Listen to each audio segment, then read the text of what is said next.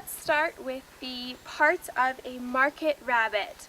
This rabbit is to go to market today. We always judge them going to market as they are today. And so the most important parts of your rabbit are going to be the shoulders, which is the area right behind the neck before it starts to rise up over top of the saddle, which is mostly where the ribs are. After the saddle becomes the wide muscle called the loin. It's in between each hip, and that's where you're going to receive a lot of the meat. You're going to have the highest yield from the loin. And then moving on to the rump, which is pretty much the hindquarters of the animal. So between the shoulders, the loin, and the rump is where you're going to find the highest yield of meat from your market rabbit. Because they're going to market today, we don't need to look at the head, eyes, ears, nose, feet, fur. None of it is really judgeable or will yield any type of product for the owner. So mostly the shoulders, saddle, loin, and rump. When you go to judge a rabbit, you must get in and feel the animal, because just looking at them you cannot tell how much meat is on the animal, so you need to get in there and feel it. The best way to do that is to pose the animal with the feet under the hips and the front feet pointing forwards. You're going to start at the base of the neck at the shoulders and just run your hand lightly over the top of the rabbit's body. You're feeling for how smooth the animal is, how much depth and width is over its entire body. If you can feel a lot of bones, then it won't have much coverage of meat. If your hand gets stopped somewhere, that usually means it's bony, and again, it won't have much meat. But if your hand flows nice and smoothly over the animal, that's a good indication that there's enough meat on the animal to go to market. On the other hand, if there's a lot of extra skin that you can jiggle around, that is not good. That's an indicator that your rabbit is over finished and there will be just a lot of wastiness on your animal. So this is our first sample, the one with the bent ear. You can see that there's lots of width in the hindquarters. It starts really wide at the shoulder and flows throughout the loin and into the hindquarters. It's very smooth, it's not bumpy at all, quite muscular. And there is always lots of width throughout the entire body. Nowhere is it pinched or tight or anything like that. So that's sample bunny number 1. So, compared to our first animal, this animal probably doesn't look that much different. You probably can't even tell that I switched them, but I did. You'll notice that the size looks pretty much the same. However, when you go on closer inspection and you feel the animal, there's a high lack of meat covering all of the bones. It's also not as deep through the body and not as wide through the shoulders or the loin. Also, the rump is weaker. There's not as much depth or height or smoothness over the entire animal. It's really important to get in with the animals and feel them in order to find the meat and to find the highest quality rabbit in your class. So in this class of market rabbits, this rabbit is placed over top of this rabbit due to the fact that rabbit number 1 is wider through the shoulders, throughout the saddle, continuing on through the loin, and throughout the rump. Rabbit number 1 is also smoother throughout the entire body compared to rabbit number 2. And number 1 will yield more meat because the animal has a larger body mass, greater body capacity, and overall more bone to hang the meat on compared to rabbit number 2. You can probably see the difference, especially in the depth of loin.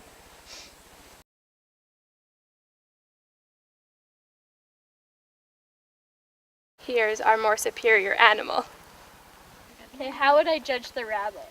Okay, well you want to start by posing the rabbit how you feel is appropriate. Triangle it. You want to make sure that the legs are positioned right underneath the hips. The hip bone is right here, you can feel it. And the toes should be right under it. And the legs should be under the nose. The front leg should be under the rabbit's nose. Then you want to gently slide your hands starting at the base of the neck, flat over top of the animal. Slowly but surely feel throughout the animal. Feel for the muscling, the condition, and the smoothness. You can also touch the sides of the animal, and with your index finger and thumb, start at the base of the neck and slide it up and over to feel the loin between the two hips, to feel this muscle in between.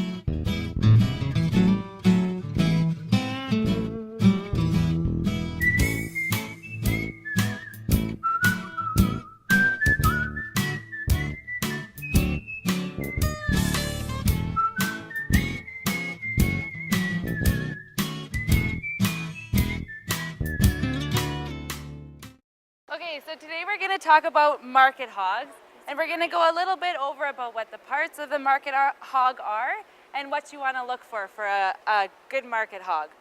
So this right here is a finished market hog. He's ready to go to market now. The most important things about a market hog are the meat cuts. So back in here, this is called his ham, his loins here, his side, and his shoulders. Those are the best parts where you're going to get the most meat from. Down his leg, the back, he's got his hock.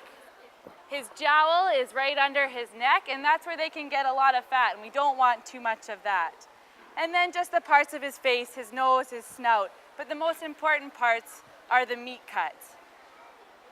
So when you're looking for a market hog, you want them to be nice and long, because all the way across here is where the longer he is, the more meat you'll get across his top. And when you're going with length, you also want him to be lean. You want to see that he has muscling all throughout here, and especially well muscled down into his ham. If they get too waisty, then you just have too much fat in your meat, and you're not getting the best value for it. They also tend to get a little bit waisty up here, and it's normal, but if you have too much, again, it just becomes a waste. If you look at your market hog from a top view, you want to see broad shoulders, and then he goes in a little bit across his back, and you want him to flare out nicely in his ham. And then you also want a good depth of side and shoulders for your roast meat. Especially when you're picking a young one to grow up for here, you want to have strong legs because they need to be able to hold themselves as they get heavier. So often when you think about a pig, you think of a nice curly tail and perky ears. Those make him cute, but they don't matter as far as judging him. So some pigs will have long tails like this one, and some will just have short little ones, and that doesn't make a difference. Different breeds of pigs, some will have perky ears like this one, and others will have floppy ears. Usually a Yorkshire has the perky ears like this, and whether they have perky ears or floppy ears doesn't make a difference when you're looking for a good market hog. Once they get to this stage, how their legs and feet look is not as important, but you do want them to still have strong legs and feet to be able to carry themselves to this stage. So as you can see here, we have two very different looking pigs.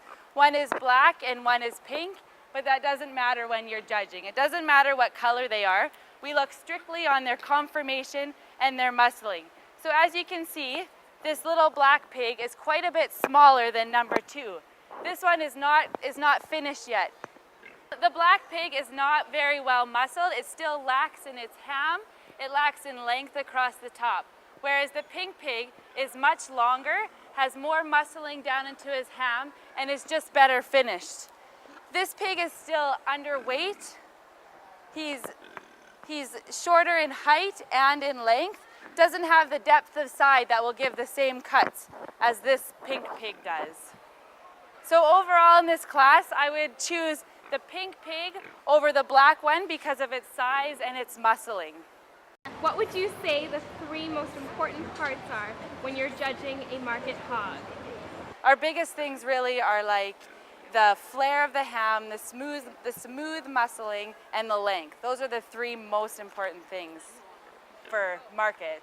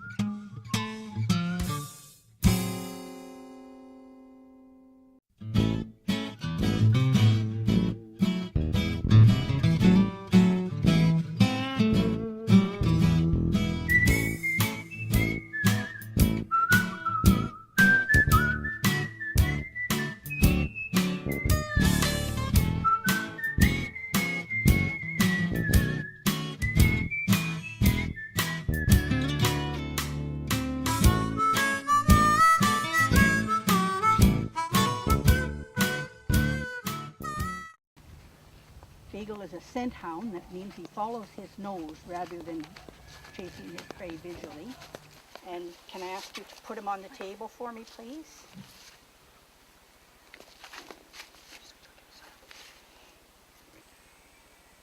I want to see a nice rounding in the occiput area. I want the ears set a little bit low, not real low, but a little bit low.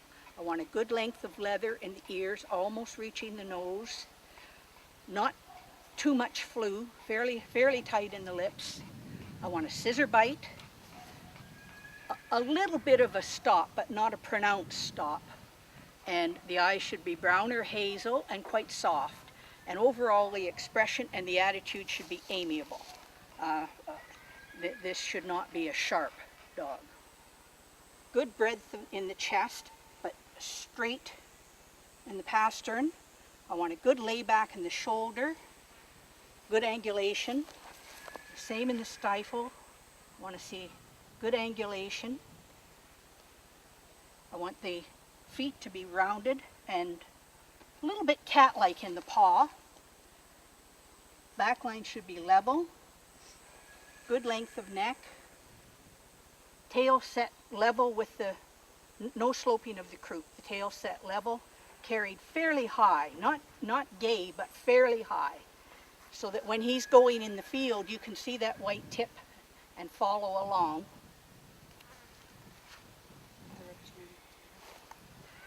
I want a slight rise through the loin, a little bit tucked up. Good breadth of ribs, but not so wide as to interfere with a nice fluid, easy movement. This is a dog that has to go in the field, and so I want to see economy of movement so that he can go all day without tiring. So you don't want a hackney type step, you want a nice, even movement out. We want Nice straight movement. A little bit of converging with almost all dogs on the front, but no winging, and we don't want overreaching. Attitude is breed specific. When I say I'm looking for an amiable attitude, I am with a beagle. I might not necessarily be with a terrier who's supposed to be a little more pugnacious in his attitude. And I don't want to see any shyness, but if I were judging, say, Italian Greyhounds, again, it's breed specific, shyness would be forgivable. Certainly not in a terrier breed. These dogs should be fairly amiable. They often work in packs. Overall symmetry, overall attitude. This is not an obedience round. I'm not looking for perfect performance. I'm looking for the build of the dog. So we want slight rounding in the occiput area, ears low set, good length of ear. Yes, okay. And I'd like to see his bite, please. Right. I want a slight stop, but not pronounced. I want a soft eye, fairly large eye and a soft eye. Moderate length of muzzle, not long, but not blunt either. I want a fairly blunt face looking at it, tight, fairly tight through the lips and flews. I don't want a lot of floppiness through the flews. I want level top line, tail set more or less level with croup, good layback of shoulder, straight through the pastern, elbows straight, not in or out, feet pointing forward, good angulation in the stifle. I want the pastern to be fairly short. I want nice tight paws, good tuck up through the loin, good spring in the ribs, so there's lung room, good depth of chest, but not enough to interfere with movement. Croup to the tail carriage, stifle, nice straight pastern, good angulation on the stifle, tuck up in the loin, good muscling all over. I want to see a sturdy dog with good bone. He shouldn't be too refined looking for a beagle. As the dog is walking away from me, I'm watching to see whether his gait is true.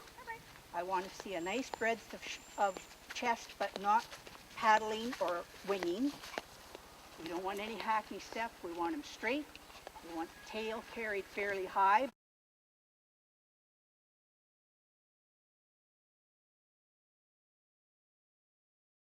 That's my number one dog.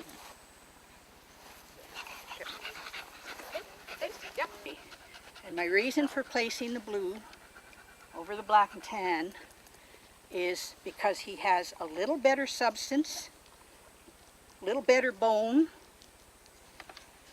and overall is slightly more muscular than his counterpart.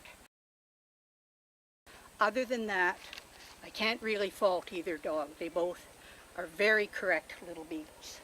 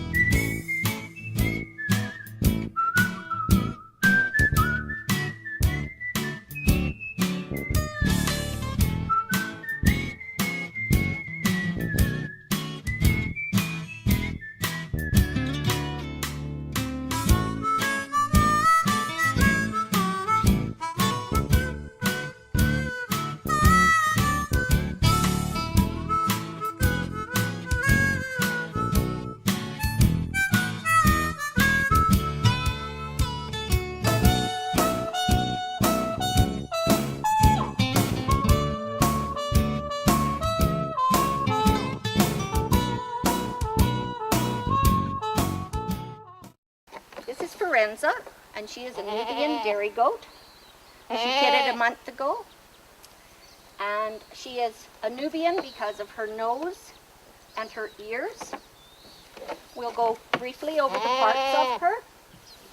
The nose, muzzle, crown, ears of course, throat, neck, brisket, the leg.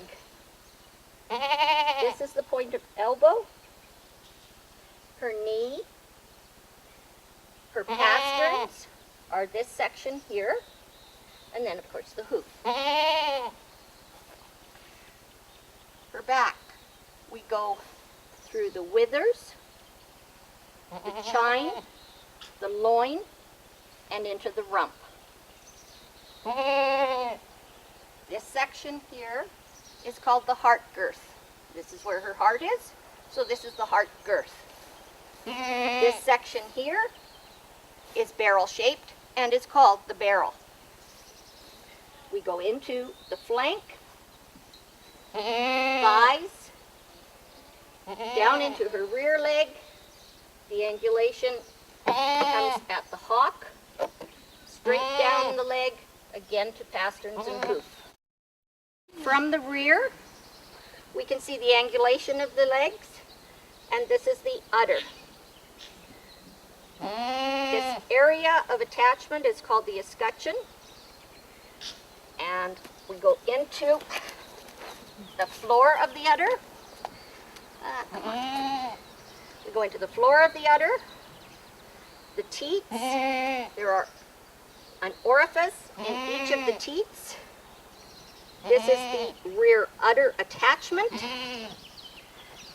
and this is a tricky word, the medial suspensory ligament. If you think about it as a big elastic band or like a farmer's suspenders, that's exactly what this medial suspensory ligament does. It holds the udder up and separates the two halves of the udder. There is also to be considered the fore udder. So that's the front of the udder, and you want the fore udder to be well extended into the body. The whole udder should be held above the hock. We're also concerned with the chest floor, and this is the brisket. The rump is delineated by several bones. The hip bone, the two thurls, back to pin bones. And that is just on either side of the tail. Of course, on a dairy goat, the most important is the mammary system, and is hence worth 35 points or 35% of the scorecard. So that's the first thing to judge always. It should be a pleasant shape, balanced, and well-rounded. Good. So it's a globular shape. The texture should be soft, pliable, and free from scar tissue. One of the things that you can judge is teat placement. They should be well apart, squarely set, and plumb, which means up and down. Good. The fore udder should be high, wide, and smooth, securely attached, tightly attached without a pocket. Some of those will have a little indentation here showing a pocket. It would look similar to that. She's well attached. It needs to blend smoothly into the body and again indicating that there's room for milk or capacity. The teats need to be uniform or the same size and of a pleasant length and circumference. They need to be cylindrical, which is a round shape, and well delineated, well defined, that you know that there's a teat there, not that the teat and the udder are all one piece. You need to have a little bit of definition. You want a graceful appearance, smoothness of blending throughout. She is particularly nicely smooth from her shoulders into her withers and is blended completely through the rest of her body. So we want that smoothly blended, especially the shoulder blades, which should be smoothly set against the chest wall, and the withers. Also, fullness in the crops, which is this area right here. 5 points is also given for breed characteristics and the head. If you're judging a class that says Nubian goats, then it should have the breed character of a Nubian. If you're judging Alpines, it should have the breed character of Alpines. There are specific breed characteristics for the different breeds. Some of the breeds also have color faults and color specifications, so that comes under breed characteristics and the head. In a Nubian, you want a Roman nose, long flowing ears, and that's what makes a Nubian a Nubian. In her back, you want a strong back that appears straight. The chine and loin need to be wide in the width, and you want them strong and nearly level. You want the withers will stand up slightly, and then the rest of her back should come down in quite a straight line. This is a little low in the chine. There are some goats that are almost an ironing board. The rump should be long and wide and nearly level from hips to pins, and also from thurl to thurl, this section here. So you don't want it to come up like this and have the backbone prominent. You want that to be a nice, square, flat surface.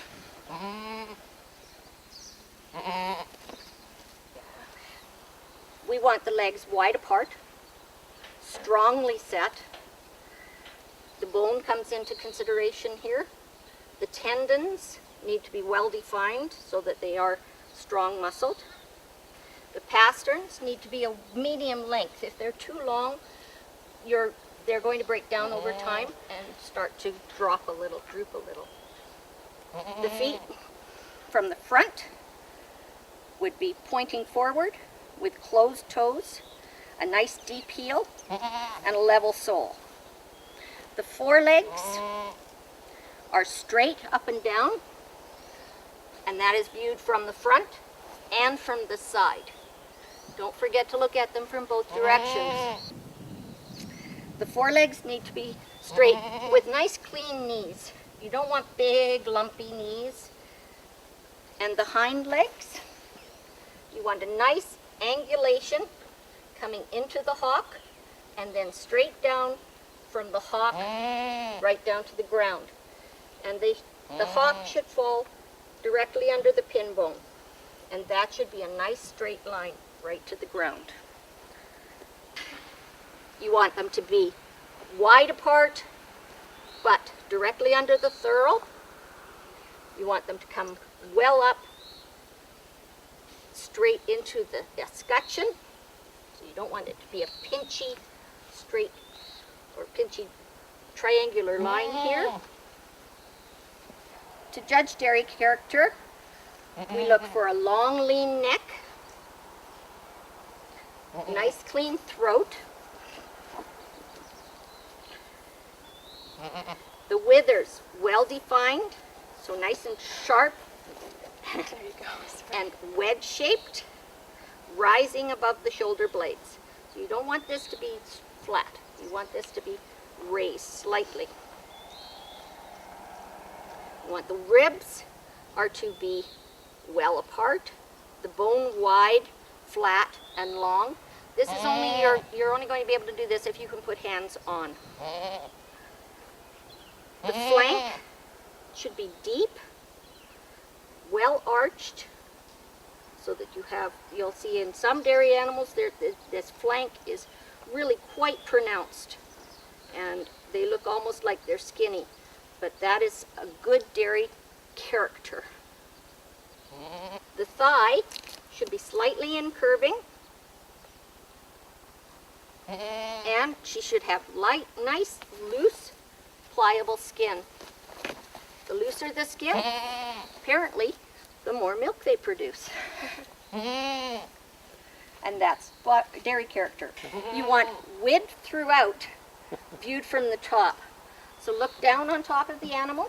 You want her to start in here and widen slightly as she comes out, so that you have width throughout the whole body, viewed from the top. We also would like the ribs to be well sprung and continuing that width back towards the flank. Depth in the heart girth.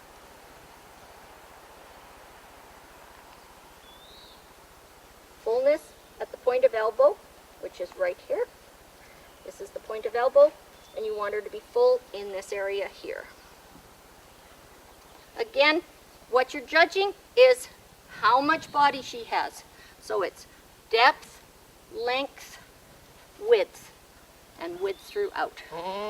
Fleshing would be the amount of weight or body fat that the animal is carrying, and you want, in a dairy goat, you don't want any excess fleshing, because a fat goat is putting more of her food into making a little bit of a chubby and not as much into her milk. Let's first compare the two mammary systems, as that is the most important feature on a dairy goat. I've brought two animals that are quite different, and so it should be quite easy for you to see the differences on them. Remember to use comparative terminology. You want ER words or more. The best thing to do is to look for what might be lacking on the lower placed animal. It's easier to find a difference and then credit the stronger animal with that placing. Quite often, everything's the same, other than something that this animal might be lacking. So let's go through some of the comparative reasons that you might use on these two animals. This is animal number 1 and animal number 2. Animal number 1 will place for her strengths in having a stronger, higher rear udder attachment, a more globular udder, more pleasing and desirable delineation of teeth, and a more even udder. Also showing more capacity. Number 1 over number 2, also showing strengths in body capacity. With more width throughout, she has stronger, more spring of rib. She is wider.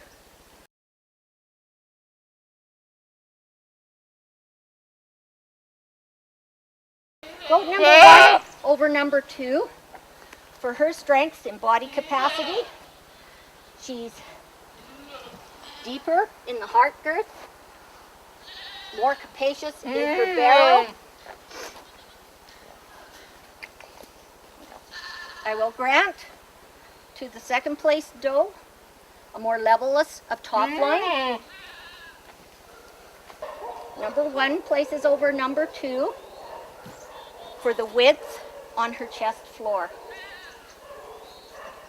They both have very nice strong front legs, so I can't compare anything there.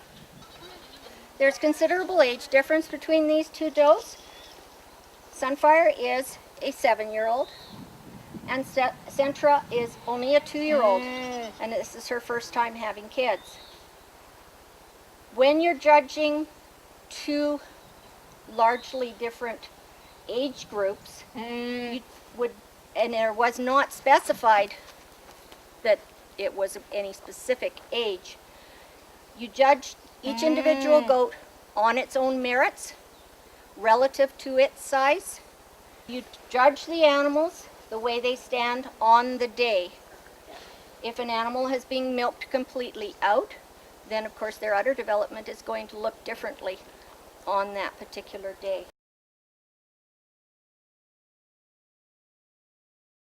Besides dairy goats, there are meat goats, pet goats, and a general purpose goat. What you would be doing is making sure that you pay attention to what the class is called. You think of the reason that that animal is on the earth. Is it for meat production? Is it for milk production? And you judge it accordingly, what that particular animal can provide for you the way that it is standing on that day. A strong point to consider with whatever the class of goats is that structure is structure, and the strengths of feet and legs, body capacity, and strengths that will show endurance and length of production are all equally important.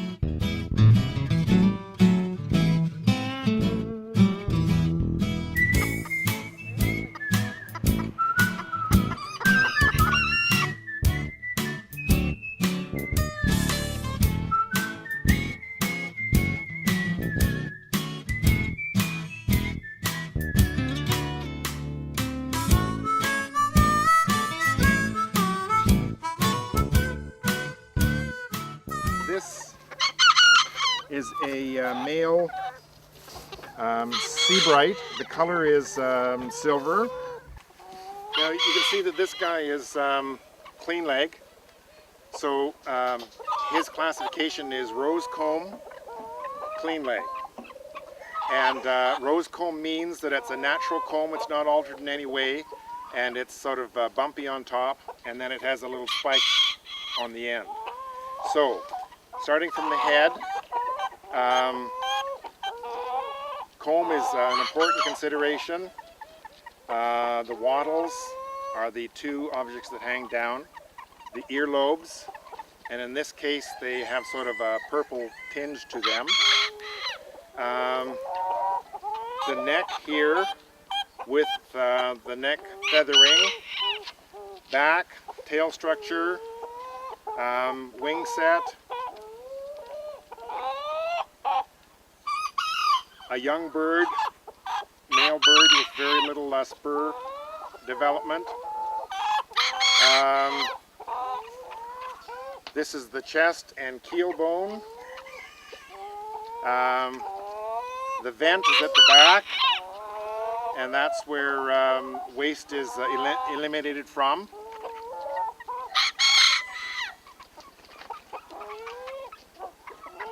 And when he's showing himself, quite a cute little guy. That short back for the Seabrights is very, very important, and it's an illusion.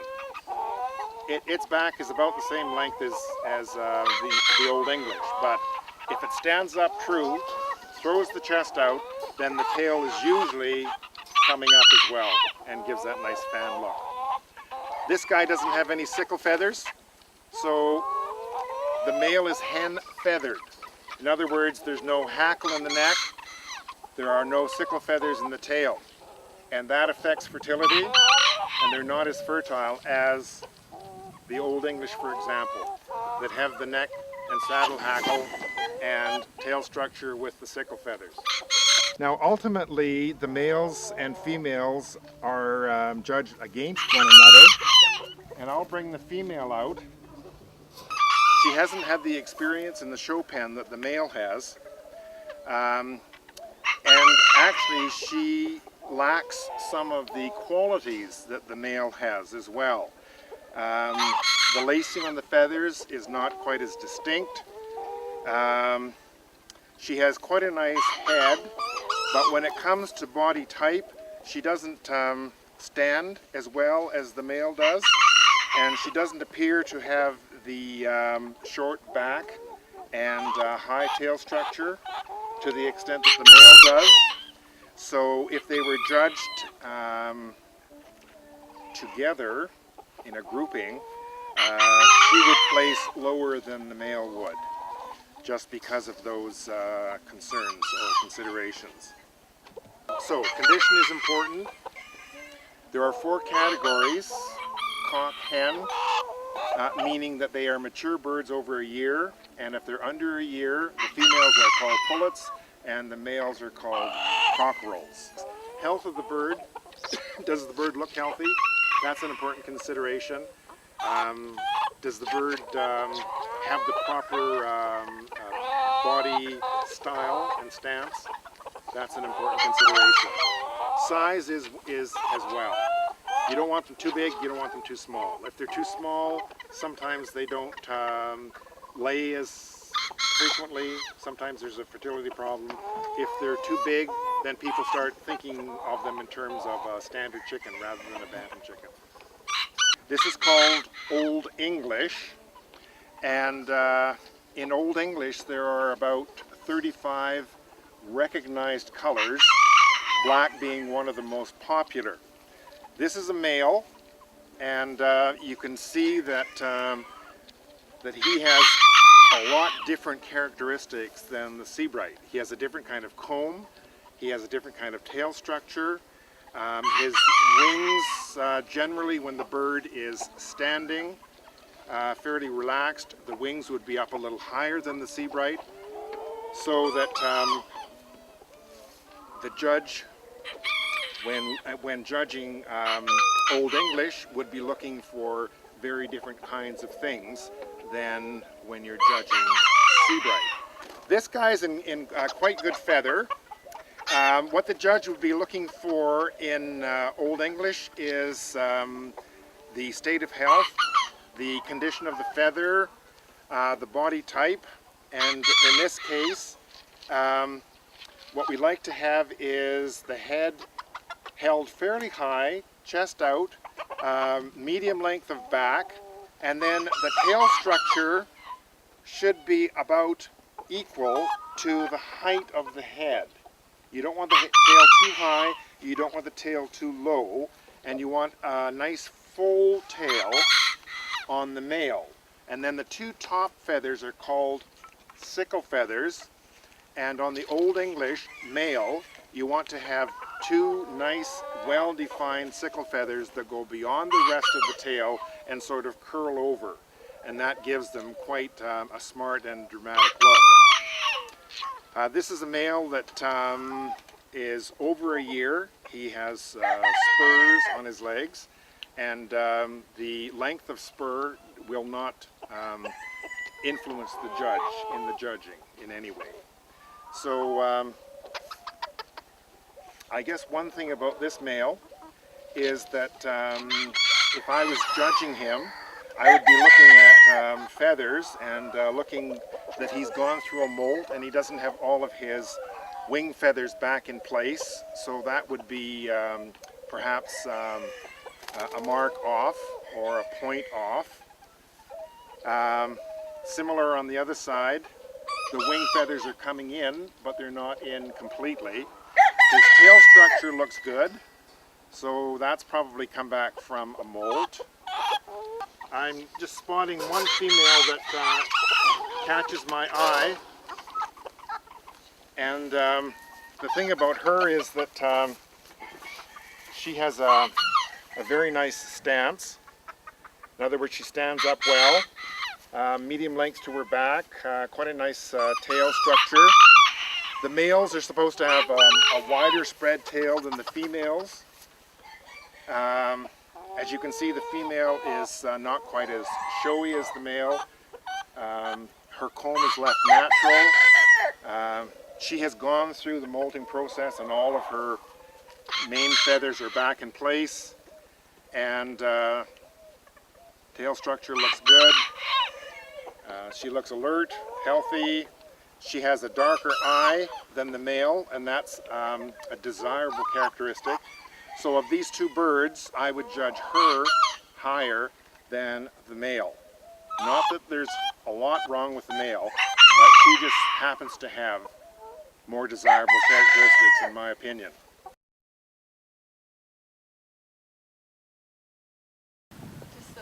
I think basically you're looking for the same kinds of things. Does the bird conform to the breed? Is the bird healthy? Is the bird in good condition? If it's been bred specifically to lay, does the bird appear to be well fed? Does it have good coloration in the face and so on? That's only going to enhance the number of eggs that female will lay in its lifetime. You would look for bone structure, size. You'd want to get your hands on the bird to feel, you know, does it feel as bulky and heavy as it looks? You certainly don't want a bird that can't support its body weight on its legs. And that's what happens with some of the breeding programs. The bodies just get so heavy that the legs can't support them. So the birds are down on their haunches, and that takes them away from the water source and feed source, and that's not good.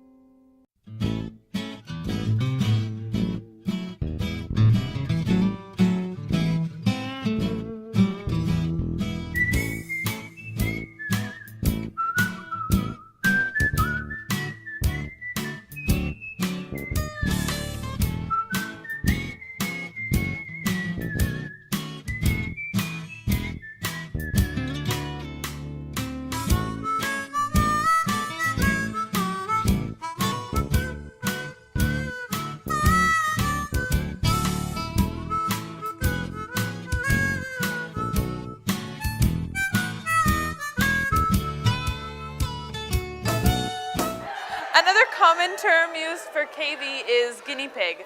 There are approximately a dozen breeds of cavies or guinea pigs in North America.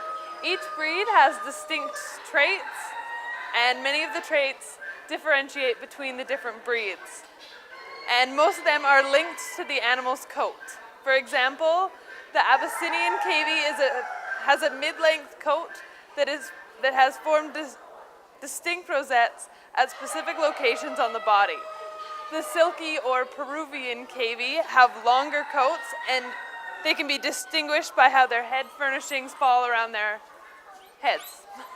The teddy cavy is known for its short, kinky coat, and when judging purebred cavies, you should do your research ahead of time so that you know what the standards are for the hair. A good source of information is the American Cavy Breeders Association.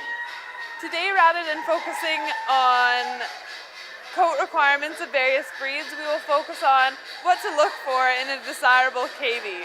Today we'll be looking at an American cavy boar, and boar means male.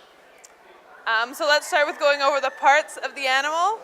First, there's the ears, the face, the eyes, the nose, the chest, the forefeet, the hind feet, the hind quarters, the back, the side of body, the shoulders, and the crown.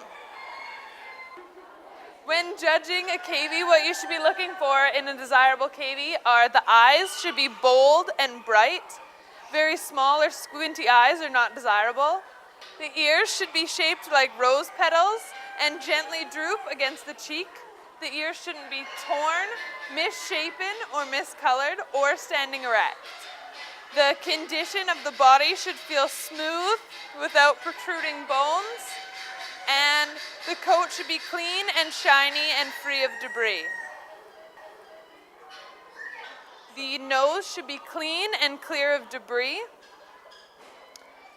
and it shouldn't be pointed, and in some breeds a Roman nose is desirable. The crown, especially in boars, should be full. The body should be cobby and of medium length, and the loin and hindquarters should be well developed and well balanced. Any signs of illness or poor condition are not desirable. So the teeth should not be broken or misaligned. The feet and legs should be straight and free of lumps, and they should have 3 toes on the back and 4 on the front, and they should have the right number of toenails. The abdomen and neck should be free of lumps and bumps, and the genitals should be clean and free of discharge or abscesses. The coat and color should be appropriate to the breed and variety, so you should do your research before you start judging cavies. I placed this class of American cavy boars, the black one over the white one.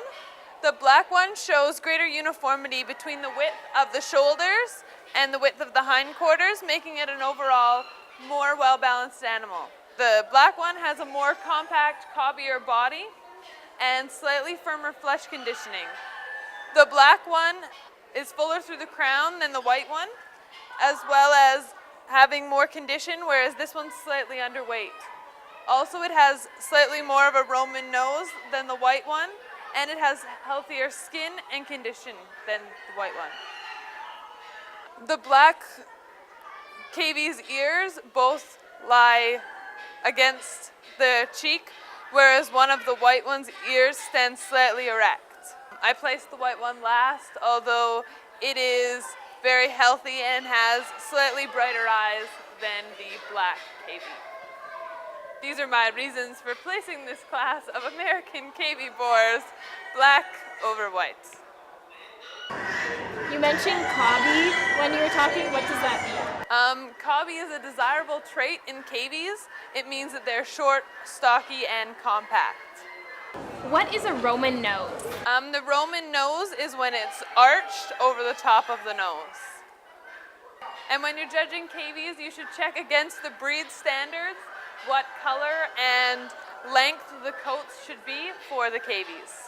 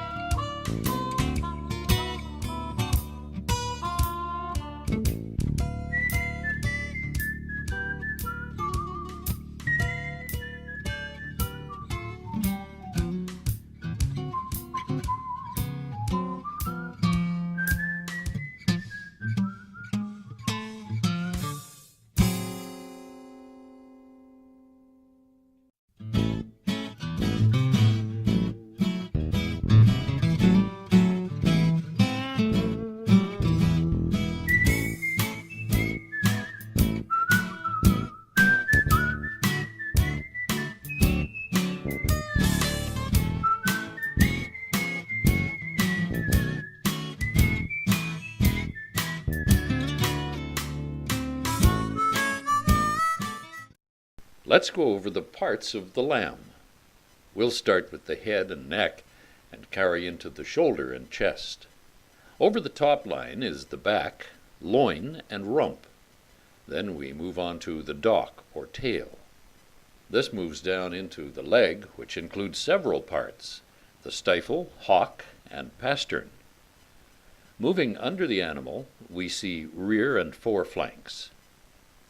Back up at the front of the animal, we find the chest, the foreleg, and the shoulder. Just behind the shoulder is the spring of rib. The most important parts to consider while judging a market lamb are the loin, hind leg, shoulder, and spring of rib, where most of the meat comes from. First, look at the animals from a distance and from 4 angles: rear, top, side, and front. From the rear view, we're looking for muscle expression in the hind quarter. The rump should be muscular and wide.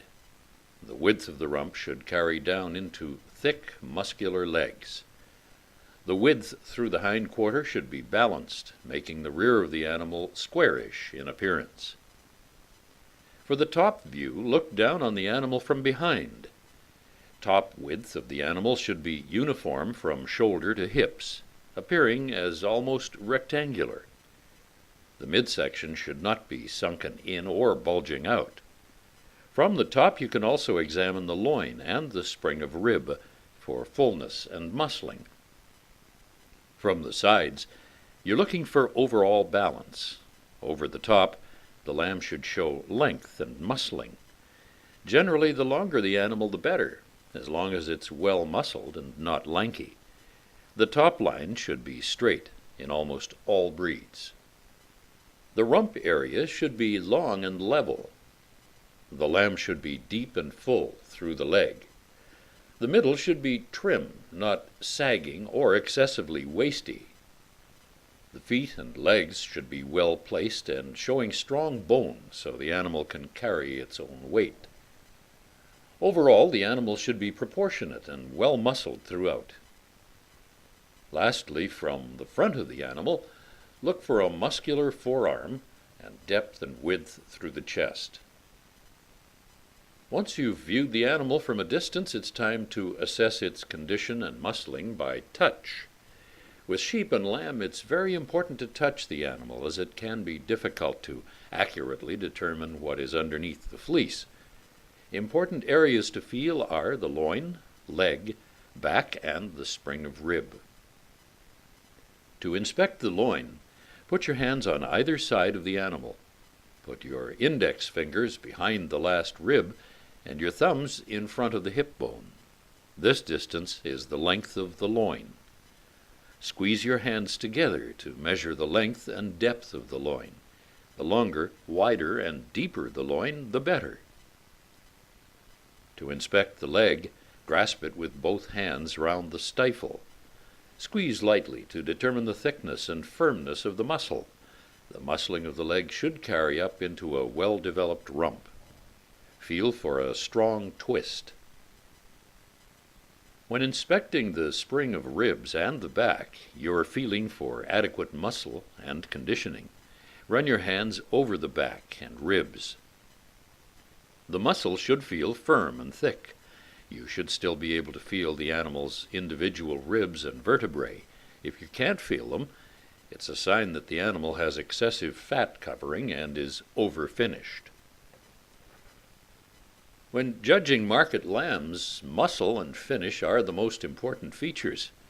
Structural correctness is of lesser importance. Your ideal market lamb's live weight will be in the range of 40 to 55 kilos, or 90 to 120 pounds. Comparative terms: 1/2. Number 1 is a longer and larger animal overall. It has a longer, wider, deeper loin. It shows greater thickness through the hind leg. It is wider through the shoulder and the rump. Number 1 is more uniformly covered, with a more desirable degree of finish. He's straighter in his lines and more correct on his feet and legs. Overall, he is a firmer, finished lamb. I do grant that the second place animal is cleaner fronted and smoother shouldered.